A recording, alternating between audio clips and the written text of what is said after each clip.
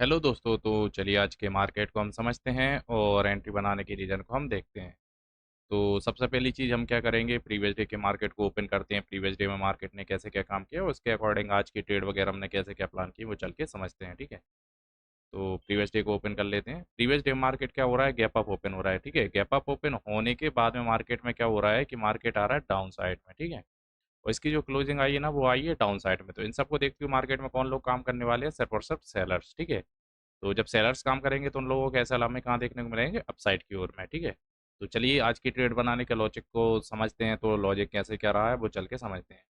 तो मार्केट की ओपनिंग हो रही है अच्छी खासी गैप डाउन ओपन। ठीक है, तो प्रीवियस डे को मार्केट में देखते हुए मार्केट में सेलर्स काम करने वाले हैं, बट अच्छा खासा गैप डाउन होने की वजह से भी मार्केट में सिर्फ और सिर्फ सेलर्स ही काम करने वाले हैं। ठीक है, उसके बाद मार्केट ने अच्छी खासी ग्रीन कैंडल दिखा, तो कि मार्केट अपसाइड निकला हुआ, कुछ इन लेवल्स को निकाला। देन मार्केट में जो मेन साइकोलॉजिकल नंबर था उसके नीचे नीचे मार्केट ने सपोर्ट लेते हुए मार्केट में डाउन साइड का मोमेंटम दिखाया हुआ है। ठीक है, थोड़ा सा।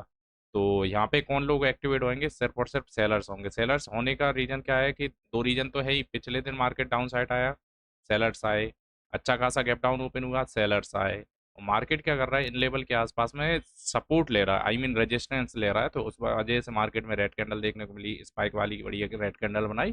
देन मार्केट ने कहीं इसी लेवल के आसपास हमारा व्यू बन चुका था कि हम एक अपसाइड की पोजीशन बनाएंगे। अपसाइड की पोजीशन बनाने का सिंपल सा लॉजिक यही था कि सेलर्स आ रहे थे। ठीक है, उसके अलावा मार्केट में क्या था कि कहीं ना कहीं रेड कैंडल के बाद में हमें अच्छी खासी ग्रीन कैंडल देखने को मिली, तो कहीं इस लेवल के आसपास में हमने अपसाइड की एंट्री बनाई। देन मार्केट ने सेकेंडरी कैंडल पे हमारा एसेलेट कर दिया। ठीक है, इसमें समथिंग समथिंग 800-900 रुपये के आसपास तक का हमारा लॉस देखने को मिल गया था पहले ट्रेड के अंदर। ठीक है, उसके बाद में दूसरी एंट्री बनाई ग्रीन कैंडल बनने के बाद में। देन मार्केट ने सेकंड कैंडल पे फिर से मार्केट ने हमारा ऐसा लेट कर दिया। ठीक है, तो इसमें भी ऑलमोस्ट देखा जाए ना तो 1250 रुपये के आसपास तक हमारा ओवरऑल लॉस पहुंच चुका था इन दो एसएल के बाद में। ठीक है, उसके बाद कहीं इस लेवल के आसपास में हमने बढ़िया एंट्री बनाई। एंट्री बनाने के बाद मार्केट में क्या हुआ है कि मार्केट में कंटिन्यू अपसाइड का मोमेंटम आया हुआ है। ठीक है,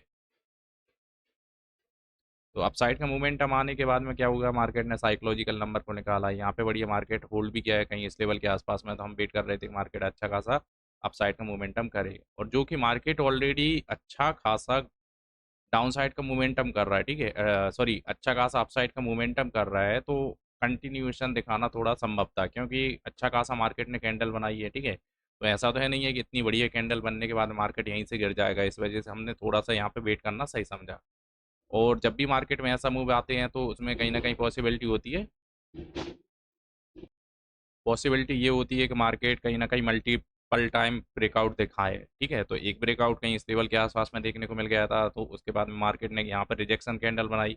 यदि यहाँ पे बढ़िया रेड कैंडल देखने को मिलती है इस टाइप की या इस टाइप की कैंडल, तो कहीं ना कहीं हम इस लेवल के आसपास में निकलने का प्लान बनाते। बट रिजेक्शन वाली कैंडल बनाई तो कहीं ना कहीं हमारा व्यू बनाता है कि मार्केट कहीं रिजेक्शन कैंडल को जैसे ही निकालता मार्केट से बाहर हो जाएंगे। ठीक है, देन हमने जो जैसा सोचा था वैसा ही किया हुआ है मार्केट में। जैसे ही मार्केट ने निकाला, देन मार्केट में इसी कैंडल के आसपास हम मार्केट से बाहर हो गए। देन उसके बाद में मार्केट ने कंटिन्यू डाउन साइड का ही मोमेंटम किया हुआ है। ठीक है, यदि हम थोड़ा बहुत भी लेट होते ना तो जो हमें प्रॉफिट देखने को मिल रहा था तो वो दोबारा देखने को नहीं मिलता, क्योंकि market already continue down side का ही मोमेंटम किया हुआ है। ठीक है, तो नंबर ऑफ ट्रेड वगैरह की बात की जाए ना तो नंबर ऑफ ट्रेड हमने 3 ट्रेड के आसपास में ही प्लेस की हैं। तो चलिए एक बार ऑर्डर बुक भी चेक कर लेते हैं। तो ऑर्डर बुक में हमारे कैसी क्या कितनी क्या एंट्री वगैरह निकल के आई हुई हैं। तो ट्रेड बुक को ओपन करेंगे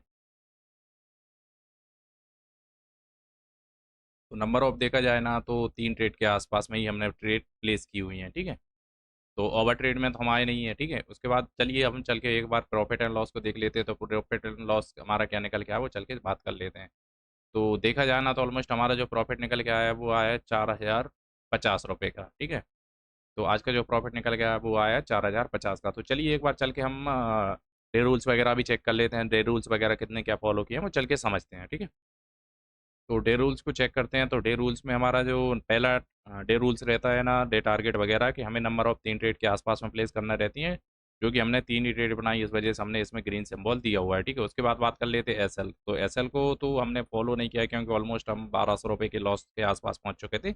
हालांकि निफ्टी के अंदर हम 1200 रुपये का लॉस कोई ज़्यादा बड़ा नहीं है, क्योंकि उसमें बढ़िया स्पाइक देखने को मिलते हैं। स्पाइक के साथ साथ में क्या होता है कि 75 का एक लॉट है, इस वजह से भी एसएल थोड़े से बड़े हो जाते हैं। ठीक है, तो उसके निफ्टी के अकॉर्डिंग देखा जाए ना तो बिल्कुल हमने रूल्स को फॉलो ही किया हुआ है, ठीक है। डायरेक्शन की बात की जाए, सॉरी टारगेट की बात की जाए ना, तो टारगेट हमने 2400 के आसपास रहता है। जो कि हमारा एसएल बड़ा हो रहा है तो जाहिर सी बात है कि हमारा टारगेट भी बड़ा होगा। तो ऑलमोस्ट देखा जाए ना टारगेट में हमने 2475 की जगह हम माइनस 1250 रुपये होने के बाद में हमने 4050 का प्रॉफिट को बुक किया। ऑलमोस्ट देखा जाए ना तो हमने 5200-5300 रुपये के आसपास का प्रॉफिट को बुक किया हुआ है, ठीक है। उसके बाद बात कर लेते हैं हम कि डायरेक्शन। तो डायरेक्शन हमारा बिल्कुल क्लियर था, जो भी 3 ट्रेड बनाई वो हमारे डायरेक्शन के अकॉर्डिंग ही बनाई हुई है, ठीक है। उसके बाद नो ट्रेड आफ्टर 10 एएम, यानी कि हमने 10 बजे के बाद में कोई भी ट्रेड बनाई नहीं है, ठीक है। तो ये रूल्स हमने सबसे मेन रूल्स है वो यही है कि हमें 10 बजे के बाद में कोई ट्रेड नहीं बनाना और ओवर ट्रेड नहीं करना। बस 1-2 रूल्स ही है। 2 रूल्स में पहला रूल्स तो यही है जाता है कि अगर 10 बजे के बाद में ट्रेड नहीं बनाओगे ना तो आप वैसे भी ओवर ट्रेड में नहीं आओगे, क्योंकि सिंपल है जितनी लिमिट रखोगे ना उसमें ज़्यादा ओवर ट्रेड वगैरह नहीं होंगी, ठीक है। एंट्री की टाइमिंग की बात की जाए ना तो एंट्री की टाइमिंग बिल्कुल रूल्स के अकॉर्डिंग ही है, क्योंकि इसमें भी बड़ी है ग्रीन कैंडल देखने के बाद में एंट्री बनाई है। देन इसमें सेकंड में भी ग्रीन कैंडल देखने के बाद में ही हमने एंट्री बनाई है। देन थर्ड जो एंट्री बनाई है वो भी ग्रीन कैंडल देखने के बाद में ही हमने प्रॉपरली रूल्स के अकॉर्डिंग ही एंट्री बनाई हुई है, ठीक है। तो चलिए दोस्तों आज के मार्केट को यहीं पर क्लोज करते हैं। Thank you so much.